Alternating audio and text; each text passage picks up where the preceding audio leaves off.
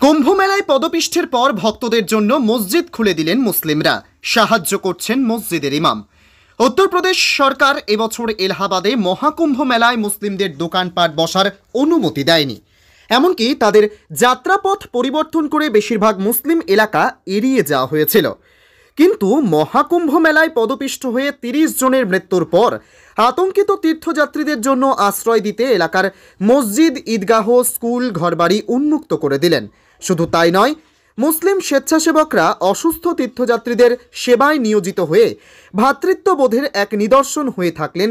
প্রয়াগরাজে কুম্ভ মেলা অনুষ্ঠান থেকে দূরে থাকা সত্ত্বেও এলাহাবাদের স্থানীয় মুসলমানরা পদপিষ্ঠের ঘটনার খবর পেয়ে তারা বাড়ি থেকে বের হয়ে রাস্তায় নেমে আসেন ভক্তদের সাহায্য করতে।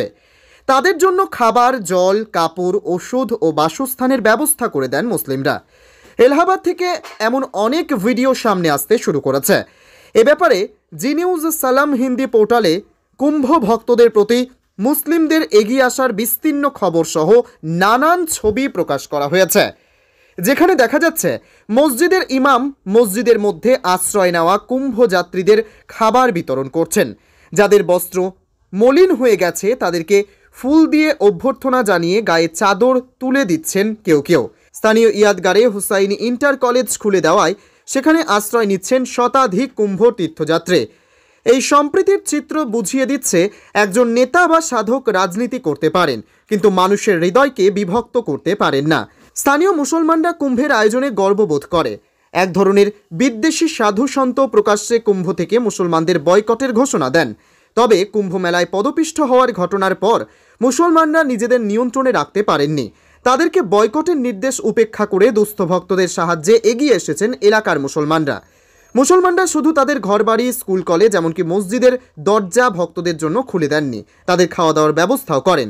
শীতের জন্য তাদের জন্য কম্বল সরবরাহ করা হয়। চকস্থ জামে মসজিদ ও খুলদাবাদে অবস্থিত মসজিদেও ভক্তদের আশ্রয় দেওয়া হয়েছে। তাদের জন্য সরাইখানা চালাচ্ছেন এলাকার মুসলিম যুবকরা।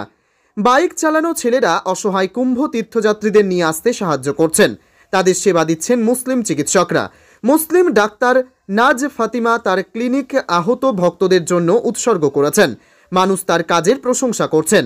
কিছু মুসলিম বসতির মধ্যে দিয়ে যাওয়া ভক্তদের গায়ে ফুল বর্ষণ করতেও দেখা গেছে লোকজনকে। ভক্তদের ফুল ও বস্ত্র দিয়ে বরণ করে নেন নামাজিরা।